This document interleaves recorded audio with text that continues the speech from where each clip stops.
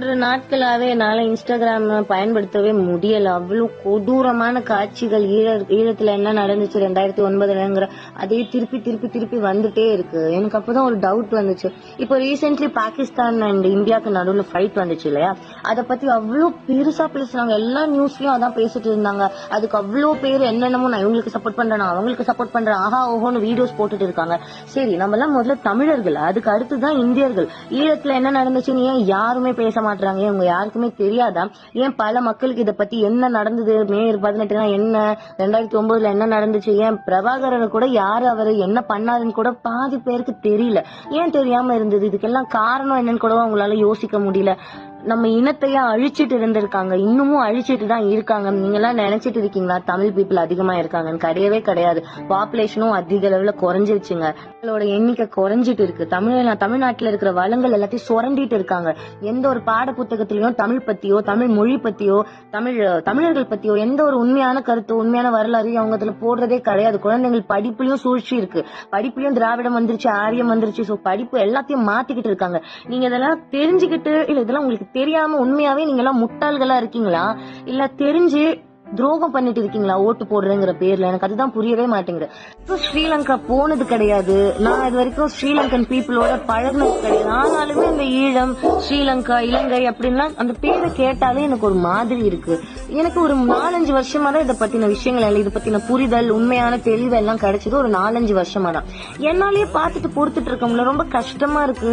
மே மாசம் வரும்போதெல்லாம் ஐயோ இந்த ரீல்ஸ் எல்லாம் பாக்கணுமே, நமக்கு ரொம்ப கஷ்டமா இருக்குமே, நம்மளால ஒண்ணும் பண்ண முடியாம கை கட்டிட்டு நின்னுட்டு இருக்கோமே, அப்படி எவ்வளவு கஷ்டமா இருக்கு. உங்களால எப்படி இதெல்லாம் பார்த்துட்டு சும்மா இருக்க முடியுது? ஒரு தடவை ஓட்டு போடும் போது நெஞ்சில குத்தலையா? அந்த குரல்கள் எல்லாம் உங்களுக்கு கேட்கலையா? எப்படி உங்களால ஓட்டு பண்ண முடியுது? எனக்கு ஒண்ணுமே புரியல. உங்களை மாதிரி மக்களால எப்படி அவ்வளவு சாதாரணமா அரசாங்கத்து மேல பழி போட முடியுது? அரசாங்கம் தான் தப்பு பண்ணுச்சா? மனசாட்சி தொட்டு நீங்களே உங்களை கேட்டு பாருங்க. ஓட்டு போட்டது யாரு, பணத்தை வாங்கினது யாரு, துரோகம் பண்ணது யாருன்னு. தமிழர்கள் அங்க அழிஞ்சதுக்கு காரணம் இங்க இருக்கிற தமிழர்கள் தான். அதை முதல்ல நீங்க ஞாபகம் வச்சுக்கோங்க, சரியா? அவங்களுக்கு ஓட்டு போடுற நீங்க தான் துரோகி. இப்போ வரைக்கும் அவங்க பேச்ச கேட்டுட்டு அவங்களுக்கு ஜால்ரா அடிக்கிற நீங்க தான் துரோகி. தப்பு பண்ணதெல்லாம் நம்ம மக்கள் தான். தயவு செஞ்சு மாத்துங்க, தயவு செஞ்சு யோசிங்க.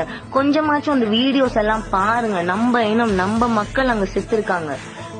இதே நிலைமை தமிழ்நாட்டுல இன்னும் கொஞ்ச நாள்ல நடக்க போகுது. ஒரு 10 வருஷம், 8ல இருந்து ஒரு 12 வருஷத்துக்குள்ள தமிழர்களே காணாம போக போறாங்க. உங்களுக்கு அதெல்லாம் புரியலையா?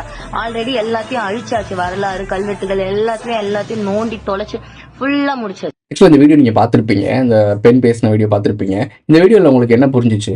இப்போ இலங்கையில் நடந்த மேட்ரு, ஒரு இலங்கையில மக்களை கொன்னாங்க. கொன்னதுக்கான காரணம் என்னன்னா, நான் திரும்பவும் சொல்றேன், நம்மளுடைய எல்லா கிளான்ஸ்குள்ளேயும் ஊடுருவல் இருக்கு. பொண்ணு கொடுத்து பொண்ணு எடுத்து இந்த மாதிரி நிறைய மேட்டர், லவ் மேரேஜ்னு சொல்லி, அதாவது ஹனி ட்ராப்னு ஒரு விஷயம் இருக்குல்ல, அந்த ஹனி ட்ராப்லேயே ஆம்பளை பசங்க ஏமாத்துவாங்க இல்லை, அதுக்கு என்ன பேருன்னு எனக்கு தெரியாது, அது ஏதாவது பேர் இருந்தால் கமெண்ட்ல சொல்லுங்க. அது மாதிரி ஹனி ட்ராப் மாதிரி ஆம்பளைங்களையும் ஏமாற்றி மாற்றி ஒவ்வொரு கிளான்ஸ்குள்ளேயும் ஊடுருவி பண்ணி அந்த உண்மையான ஆரிஜின் தமிழன் இருக்கான்ல, அந்த வீரியமான மரபணு, அவனை மலுமட்டை ஆக்குறதுக்காக ஒரு ஃபேமிலிக்குள்ள ஒரு 10 பேர் இருக்காங்கன்னு வச்சுக்கோங்களேன். 10 பேருக்குள்ள ஒருத்தன் மொதல் ஓடுவான். சரி, ஒருத்தன் தானே, சரி அட்ஜஸ்ட் பண்ணிக்கோன்னு சொல்லி குடும்பத்தில் மொதல் ஒதுக்கி வைப்பாங்க. அவனை மொதல் ஒதுக்கி வைப்பாங்க. கொஞ்ச நாளுக்கு அப்புறம் குழந்தை குட்டிலாம் வச்சுப்பான். அப்புறம் நம்ம சேர்த்துக்குவோம், அனுசரிச்சுக்குவோம், எல்லாம் பண்ணிட்டு ஒரு கட்டத்துக்கு மேலே நம்ம ஃபேமிலியோட ஐக்கியமாயிருவாங்க. இப்போ அந்த வெளியிருந்து வந்த ஒரு மரபணு இருக்குல்ல, அது இங்கே கலப்பணமாகி ஒரு கிளான் உருவாயிருச்சா. இந்த சைடு 10 பேர்ல 9 பேர் மட்டும் தனி கிளானா இருப்பாங்க. அதாவது ஆர்ஜின் உண்மையான தமிழன்னு வச்சுக்கோங்களேன். அந்த டிஎன்ஏ இருக்கா. இப்போ இவங்க இவன் வீட்டில் ஒரு பொண்ணு பிறக்கும். இந்த பொண்ணும் பையனையும் எடுத்து இந்த 9 பேர் இருப்பாங்கல்ல, அவங்க கிளான்ஸோட மெர்ஜ் பண்றது. இந்த மரபணு அப்படின்னு நேர்த்தியாக கலெக்ட் பண்ணி இந்த இடத்துல 10 பேர் இருந்த அந்த ஒரிஜினல் டிஎன்ஏ 1-2 தான் இருக்கு. அதாவது தமிழ்நாட்டில் உண்மையான தமிழைங்க கம்மிங்கன்றேன். உனக்கு புரியல? வெளியே என்ன வேணா பேசுவாங்க, வீட்டுக்குள்ள போயிட்டு வேற லாங்குவேஜ் பேசிட்டு இருக்காங்க. எவனை போய் கண்டுபிடிப்ப? ஒவ்வொருத்த வீட்டில் கதை திறந்து எவன் வேணாலும் தெரிஞ்சுப்பியா நீ? வாய்ப்பே கிடையாது. நிறைய பேர் அவங்க மதர் டங்கை மறந்துட்டு தமிழுக்குள்ளேயே வாழ ஆரம்பிச்சிட்டாங்க. அதனாலதான் தமிழனுக்கு எதிராக வந்தேரின்னு யாராச்சும் சுத்தனை பேசினாங்கன்னா இங்க பயங்கரமான கூட்டம் கோஷம் போடுது. திரும்பவும் சொல்றேன், புரிஞ்சுக்கோ. தமிழ்நாட்டுல, உலகத்துல தமிழர்கள் மிக மிக கம்மி. நம்மளை கம்ப்ரஸ் பண்ணிட்டானுங்க. நீ நினைச்சிட்டு இருக்காத 8 கோடி மக்கள் தமிழர்கள் நினைச்சிட்டு இருக்காத. எனக்கு தெரிஞ்சு ரொம்ப கம்மி தான். அந்த நம்பர்ஸை நான் சொல்ல விரும்பல. ரொம்ப கம்மியா இருக்கும். அந்த ரொம்ப கம்மியா இருக்கவனை பார்த்து இந்த உலகம் பயப்படுதுன்னா நீ யாருன்றதை தெரிஞ்சுக்க. இதை பற்றி தான் நான் இவ்வளோ நாளாக சொல்லிட்டு இருக்கோம். உன்னோட மரபணுக்கு ஏன் எல்லாரும் பயப்படுறான்? தெரிஞ்சுக்கணும்னா நம்ம சேனலோட வீடியோஸில் எல்லா வீடியோவும் பாருங்கள், உங்களுக்கு புரியும்.